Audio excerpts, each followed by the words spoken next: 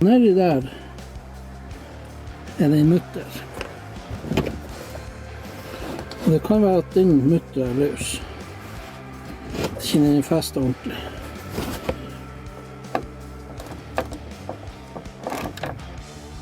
Ha! Hvor i verden?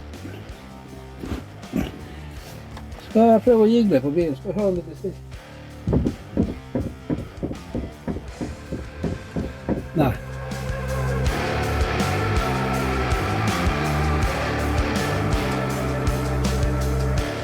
Sånn, da var det byttet der. Da var det byttet der.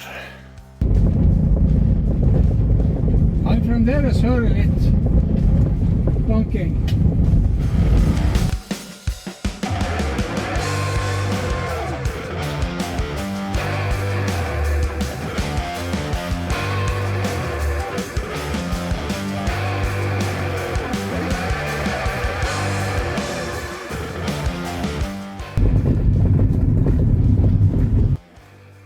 Feilen, tror jeg, her.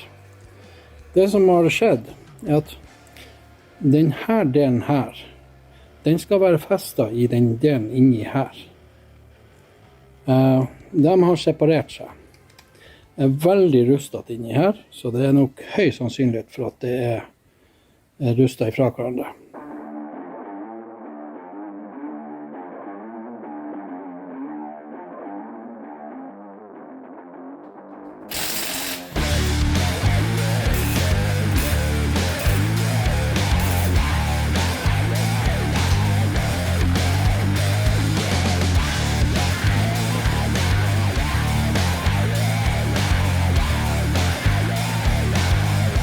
Tid å bytte de der støttempertårene.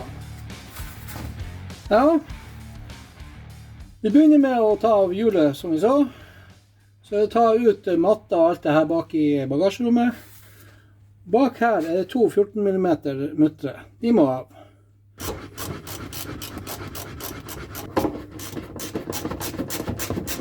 Jeg bruker å sette en jack med en 224 rett under støttemperen.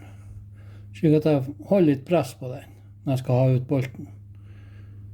Når bolten kommer ut, så detter ikke støttemperen ned.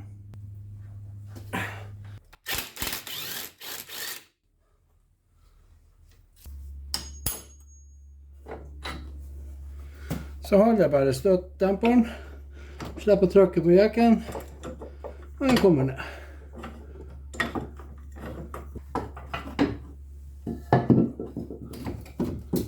A baby spawn. Det var jo ganske mye bankelyd bak i bilen. Og problemet, det ligger jo rett og slett her inne.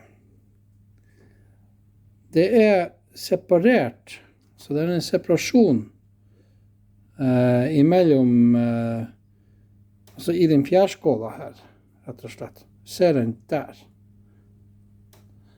Den her må da byttes. Og vi ser at det her gummigreiene, det høvelig dårlig det også. Men jeg har nye deler. Originalt.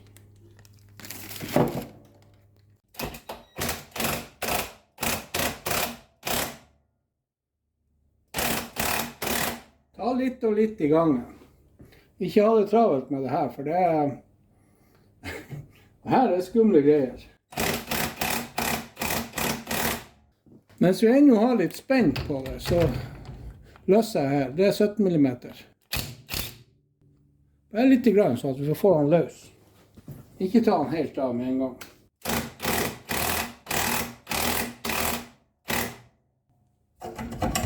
Ok.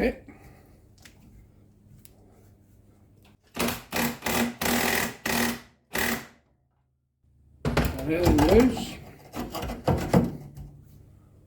Og så tar vi da og fjerner mutteret helt.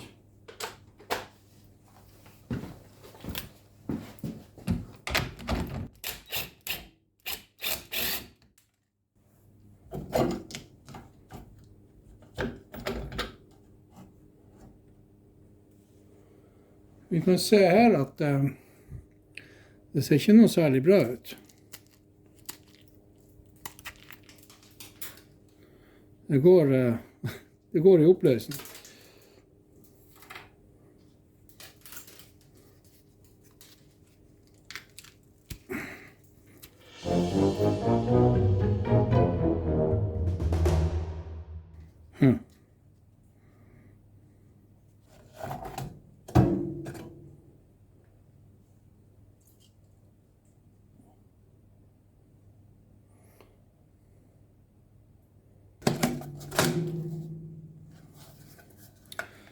Den er bra oppeten, den her. Det er tydelig at noen har prøvd å skjært, kutta.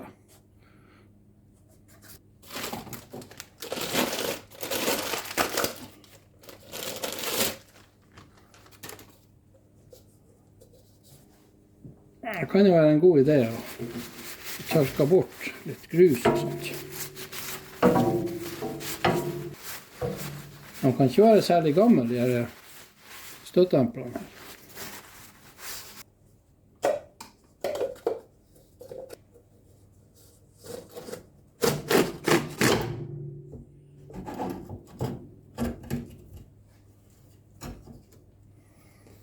Sånn.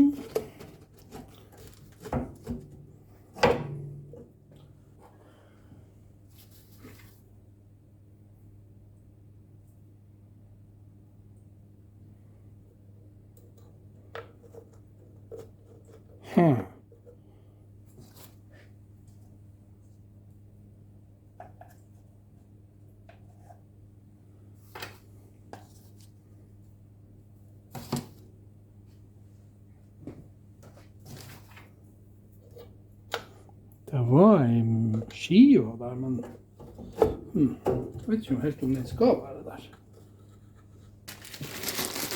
Sånn. Nå har vi her gummiklossene. Delnummer 20375AE000. Original Subaru-del.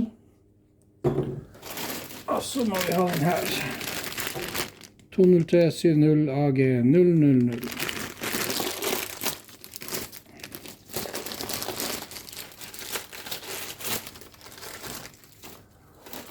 Og den støvhetta, den har delnummer 20372AE000.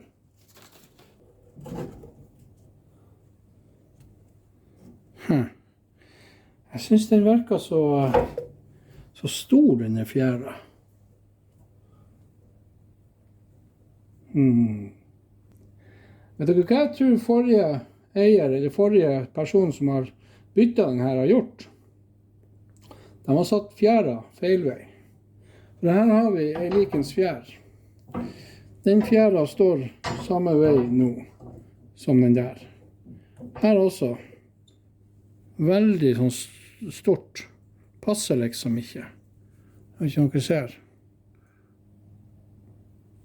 Men snur vi fjæra, så ser vi det at den her, den er mye nærmere enn her. Der passer den perfekt. Herregud, altså. Får vi bare slakke opp her.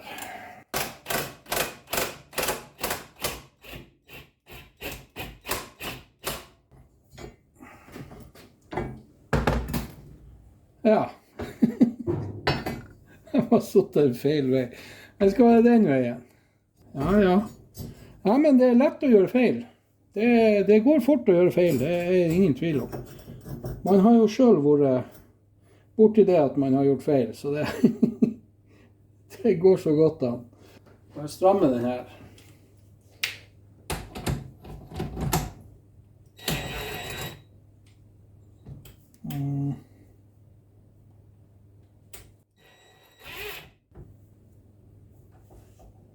Og det fine med denne fjærklemma er at den har den haka her som liksom holder ting på plass.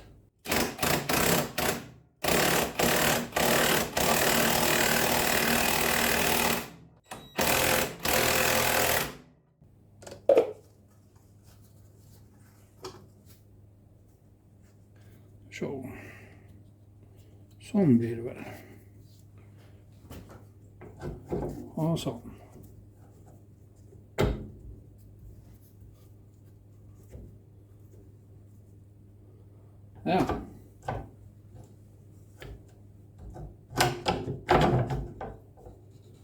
Det ser mer rett ut. Så har jeg litt silikonspray. Så har jeg på her. Bare for å få det til å gli litt lettere hvis jeg må justere det.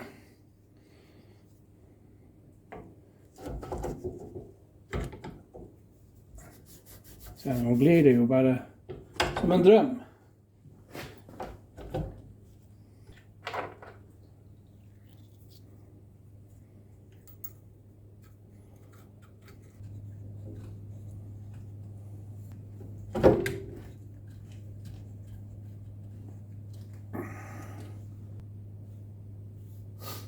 Ja, det er bein.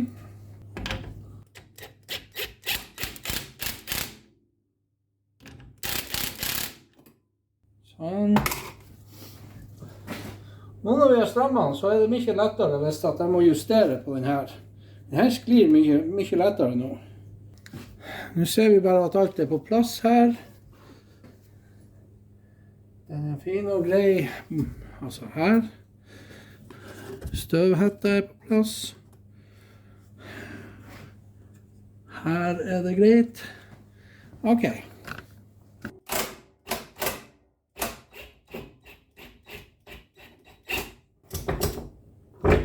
Setter den bare i skrustikka. Sånn. Og da får han til å skli litt på her. Ja. Så strammer vi her oppe. Jeg er litt usikker på hvor mange newton det skal være. Så.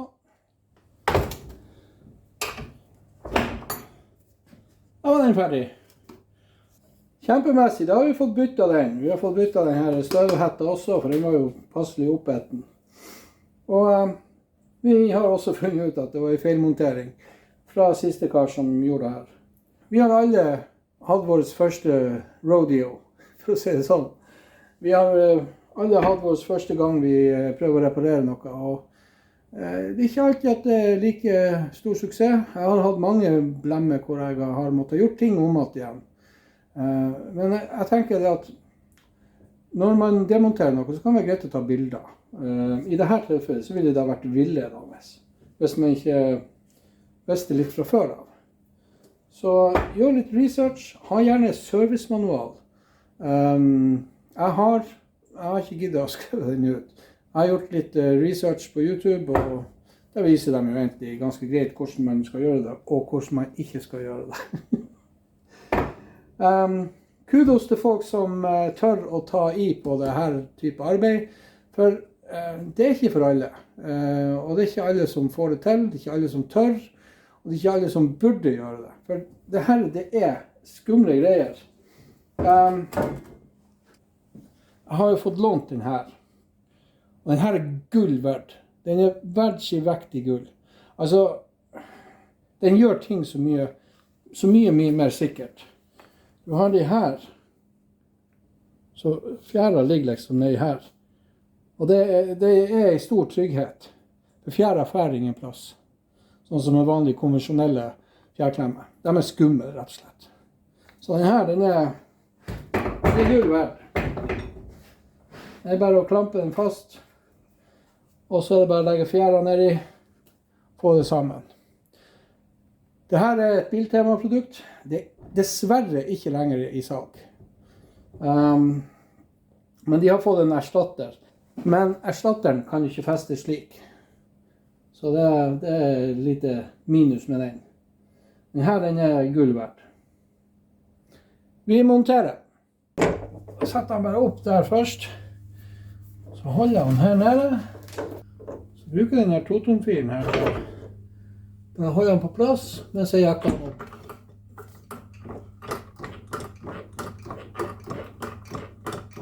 Han står der og koser seg litt, og så går jeg bare opp, fester muttrene oppe. Nå har jeg festet boltene oppe. Nå skal vi prøve å få den her på plass.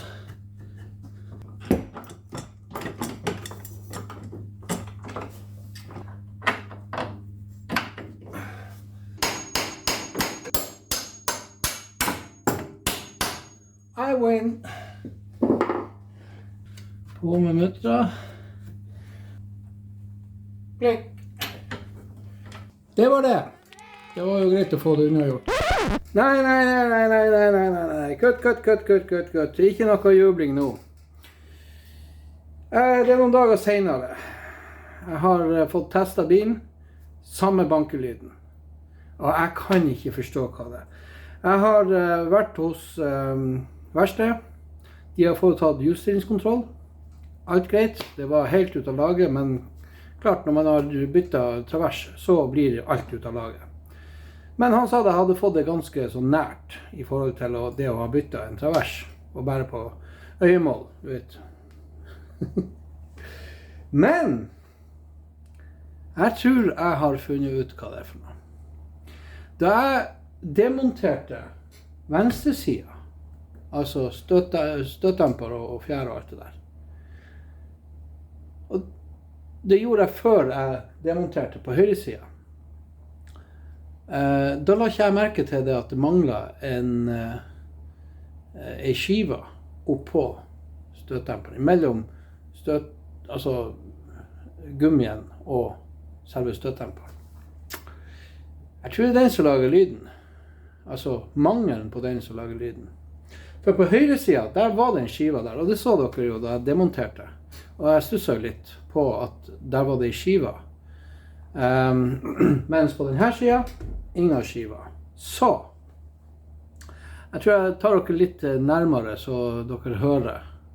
Så gjør vi en liten sammenligning på venstre og høyre siden. Jeg har her satt opp jekken med en 224 på, og så en sånn her sak, slik at jeg kan bende opp. Så har jeg satt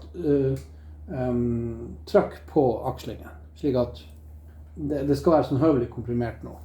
Det er ikke fullt komprimert, det er det ikke. Men det er nok til at han begynner å løfte den fra løftebukken. Vi tester. Jeg tror dere blir litt like forfær som jeg ble. Nå tester vi bare med å rikle litt på det her.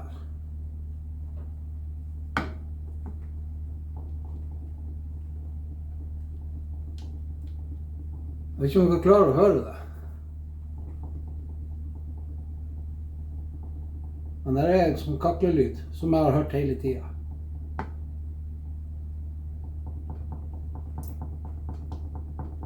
Hører dere?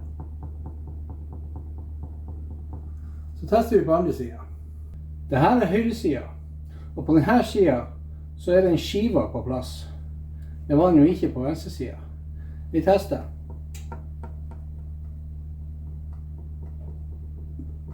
Det er bitte litt grann lyd. Men det er så lite. Så jeg tror feilen ligger på venstre siden i stedet for her på høyre siden. Og det som er med lyd som forplanter seg i stål og betong, det forsterkes. Altså det forplanter seg i alt som binder det sammen. Spesielt betong. Du kan bolle på ene siden på et hus av betong, og du vil høre det langt på andre siden av huset. Så det forplanter seg. Så jeg har altså blitt lurt hele tiden til å tro at det er på høyre siden. Så jeg tror vi tar ut den støtdemperen på venstre siden, og så setter vi inn en skive der. Jeg må se om jeg har noe liggende som er omtrent samme tjukkelsen. Vi ser det mangler en skive.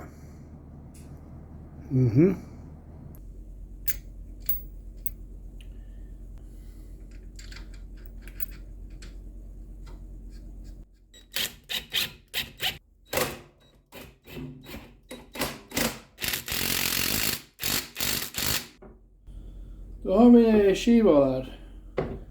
Nå skal vel denne lyden være borte. Håper jeg. Da er det festet oppe, og det er festet nede, og så skal vi se.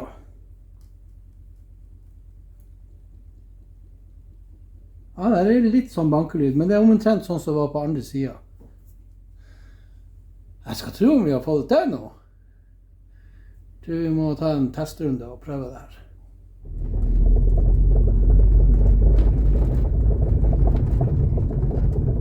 Som dere sikkert hører, så ble ikke lyden borte.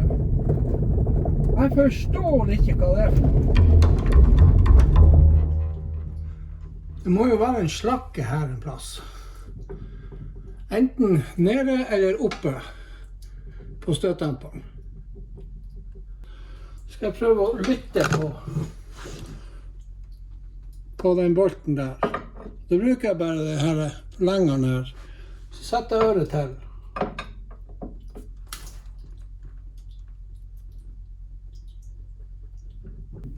Aha. Ja. Enten så er lyden der, eller så er den oppe.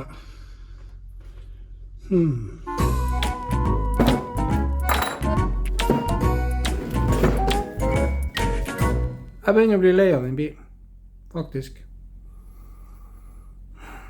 At det skal være så vanskelig å finne en ulyd. Men nå tror jeg har funnet den. Og det har jeg jo sagt millioner av ganger før. Men vi ser her at den bolten og det holdet her. Jeg er usikker på hvor stor klaring det skal være. Om det skal være sånn.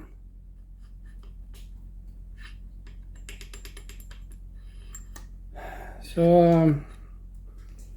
det jeg blir å gjøre nå, for nå er jeg lei. Jeg blir å bytte hele greia. I sommer så ble jeg kontaktet av en kompis av meg som hadde sett en annonse på Facebook der en fyr ville gi vekk masse Subaru-deler. Og det her var vel til en 2007 eller var det 2008-modell diesel. Men støtdempere, fjære, passer overens. Jeg har sjekket og dobbeltsjekket delenumrene, de passer overens. Så jeg skal ta nye støtdempere, nye fjære. Så bruker jeg de her delene og støvhetter. Men selvfølgelig, det kan være bolten som er slitt. Nå har ikke jeg noe ordentlig utstyr for å måle den her, men sånn på øyemål så ser det ikke ut som den er noe slitt. Og dessuten så er det samme raklelyd på alle plassene her. Så jeg begynner rett og slett å bli lei. Jeg begynner faktisk å få et sånt hatforhold til den bilen. Det skal jeg være så ærlig å si. For nå har jeg skiftet travers. Det måtte gjøres på grunn av rust, og det ble jo ikke filmet. Jeg har skiftet stabstag bak, begge sidene. Stabstagforinger bak, begge sidene. Jeg bytte over alle lenkarmene fra gammelbilen min til denne bilen, og jeg hadde ingen ulyder i understellet. Og jeg bytta vel over... Nei, jeg bytta ikke over selve spindelen. Det gjorde jeg ikke. På høyre siden bak. Men jeg bytta den fremre foringen på spindelen. Altså den som går inn i bilen, i chassiset. Og det har jeg jo laget video av. Så teknisk sett så skal det ikke gå an at det er ulyder. Så lyden kommer fra støtdemperen. Det er jeg ganske sikker på. Vi så jo også der jeg lyttet på bolten. Det er en fin måte å pinpointe nøyaktig hvor lyden kommer ifra. Du kan lytte på den bolten her. Nei, det var ingen lyd. Lytte på neste bolt. Nei, ikke der. Lytte på neste. Yes, der er lyden! Så det er også en måte å gjøre det. Det kan du gjøre også når det gjelder hjullagerlyd. For eksempel hvis du har en drivreim og du hører noe hjullagerlyd, så kan du sette et skrujern ned til bolthauet. Selvfølgelig ikke på selve reimskiva, men på bolthauet. Og så bare setter du øret til. Og da skal du kunne høre om det er mye ulyd. Det er som å bruke et stetoskop, rett og slett. Og jeg har et stetoskop. Hvor jeg har denne, det må fuglene vite. For jeg er så rotet av meg i denne garasjen. Men nå flytter jeg over de her tingene her. Og så bygger jeg ihop det. får det på plass, så tester vi oss her. Og hvis det er ulyd da, det blir nye bolter. Jeg har ikke nye bolter, så det må i så tilfelle bestilles. Nye støtdempere og de gamle fjern. Og bankelyden er borte! Yeah! Yeah!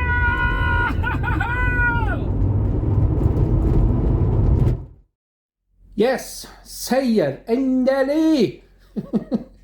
Det har vært en mara å holde på med det her. Men nå har jeg endelig funnet ut av det. Og det skulle jo bare ta 6 måneder å finne ut av det. Nå har jo ikke jeg prøvd hele tiden under de 6 månedene. Men ja, det har vært mye att og fram. Det hjalp oss å bytte støtdempere. Og her er den som støtdemperen som var.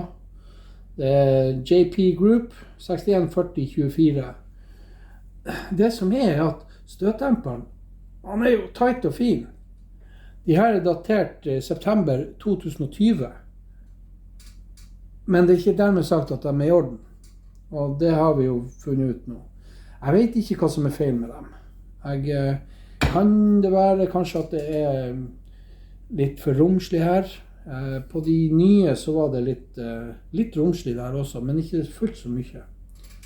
Så jeg skal ta vare på de her, fordi at de er jo fullt brukende, så de kan brukes i et knipetak. Og nå vet jeg at han Mikael Ludvigsen blir å vri seg i sofaen, fordi at han tar vare på gammel mannskit.